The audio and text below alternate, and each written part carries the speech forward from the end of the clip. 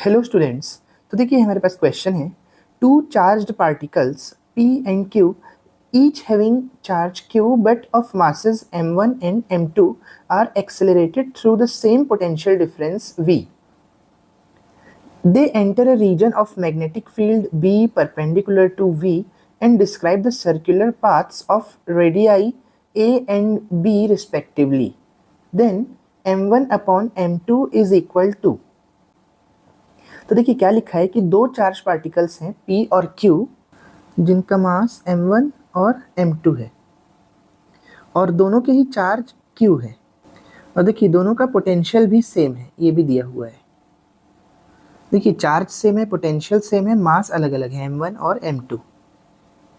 अब ये एक यूनिफॉर्म मैग्नेटिक फील्ड वाले रीजन में एंटर करते हैं। तो देखिए यूनिफॉर्म मैग्नेटिक फील्ड वाला रीजन है, इसमें ये दोनों चार्जेस एंटर करते हैं और सर्कुलर मोशन करने लग जाते हैं, m1 भी और m2 भी।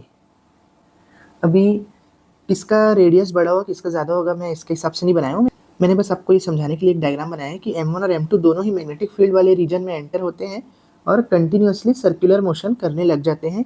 p चार्ज पार्टिकल की जो रेडियस है वो a है और q की जो रेडियस है वो b है। तो हमें m1 अपॉन m2 बताना है। तो देखिए सबसे पहले तो अगर कोई charge particle uniform magnetic field में एंटर करता है तो उस पर लॉरेंट्ज फोर्स लगता है। तो लॉरेंट्ज फोर्स हमें पता है कि F is equal to Q V cross B होता है। अब क्रॉस प्रोडक्ट को मैं क्या लिख सकता हूँ, वी बी साइन थीटा। अब देखिए क्वेश्चन में ही गिवन है कि जो देखिए मैग्नेटिक फील्ड और वेलोसिटी के बीच का अंतर है वो 90 डिग्री का है। तो यानी कि ये हो जाएगा Q V B sine 90 degree, और साइन 90 डिग्री में बताया कि 1 होता है। तो यहाँ से देखिए F इज इक्वल टू हो गया क्यू वी बी। ठीक है, देखिए ये हो गया फर्स्ट इक्वेशन।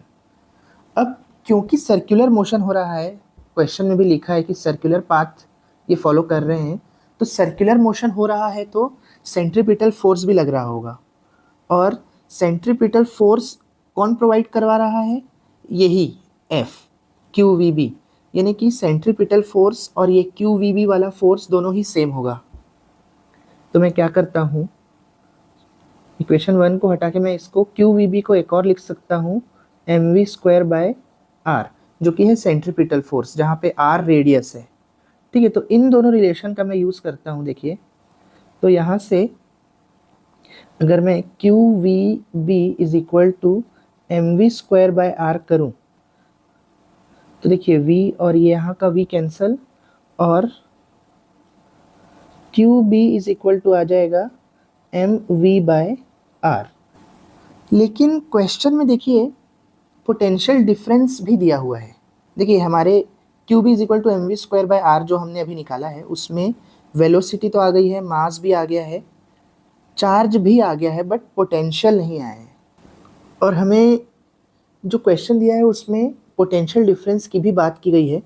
तो हमें इस फॉर्मूले में ऐसा कुछ करना होगा कि पोटेंशियल डिफरेंस भी आए, तभी हम इसको आगे सॉल्व कर सकते हैं। अगर अभी सॉल्व कर दिए तो आंसर गलत आ जाएगा। तो सबसे पहले तो हमें अब ये पता होना चाहिए कि पोटेंशियल डिफरेंस और चार्ज के बीच का क्या रिलेशन है।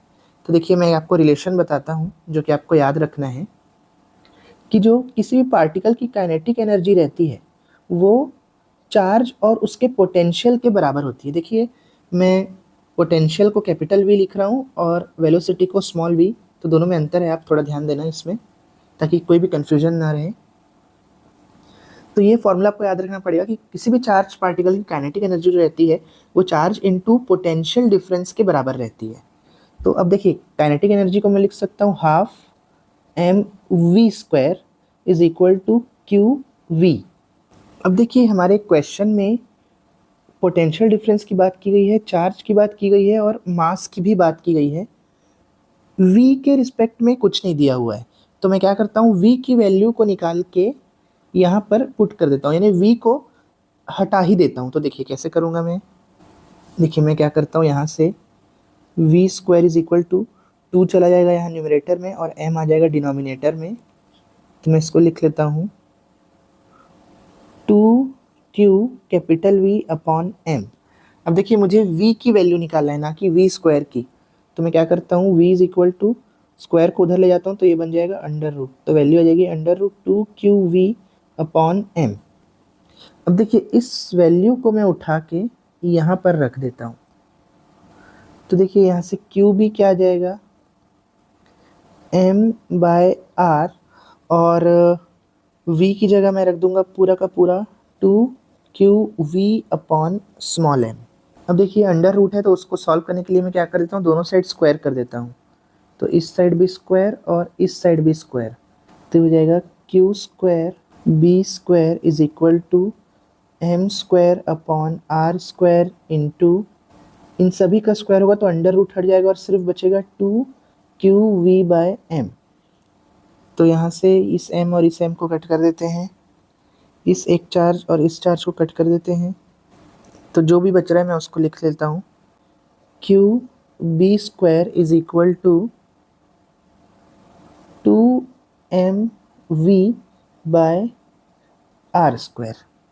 अब देखिए फिर से क्वेश्चन में क्या लिखा है, मैग्नेटिक फील्ड यूनिफॉर्म है, पोटेंशियल भी सेम है, यानी कि हमें v और b से कोई मतलब नहीं है, तो मैं क्या कर लेता हूँ, q जो डायरेक्टली प्रोपोर्शनल हो रहा है यहाँ पे हमारे क्वेश्चन के हिसाब से, वो हो रहा है m बाय r स्क्वायर के।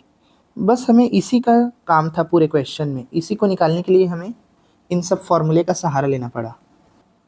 q1 by q2 is equal to m1 by r1 is equal to r1 square upon m2 upon r2 का स्क्वायर। तो अब देखिए क्या करता हूँ, q1 और q2 चार्ज सेम है लिखा था, तो दोनों को q बाई q ही ले लेता हूँ। मासेस अलग अलग हैं m1 और m2, तो m1 upon r1 square, r1 पहले वाले की रेडियस जो है वो a दी हुई है, तो मैं लिख लेता हूँ a का स्क्वायर।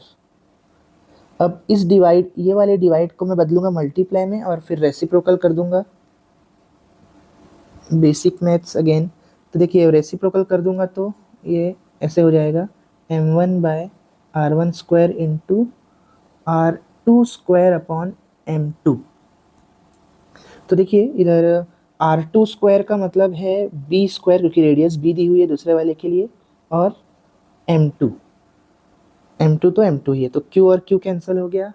हमें क्या निकालना था, m1 बाय m2, तो मैं क्या करता हूँ, इस वाले b को इधर और a को इधर भेज देता हूँ, a square upon b square is equal to m1 by m2।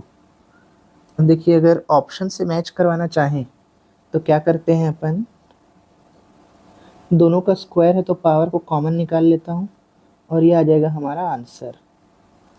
तो देखिए कौन सा ऑप्शन मैच कर रहा है, a बाय बी का होल स्क्वायर, यानी कि ऑप्शन सी। तो देखिए क्वेश्चन थोड़ा लेंदी था, पर एग्ज़ाम में हमें ऐसे क्वेश्चंस को जल्दी से जल्दी और एक्यूरेटली भी सॉल्व करने की प्रैक्टिस होनी चाहिए, तो मैंने आपको सॉल्व करके बता दिया है। तो अगर आपको ये वीडियो अच्छा लगा हो और समझ में आया हो तो वीडियो को लाइक और चैनल को सब्सक्राइब ज़रूर करें। Thank you.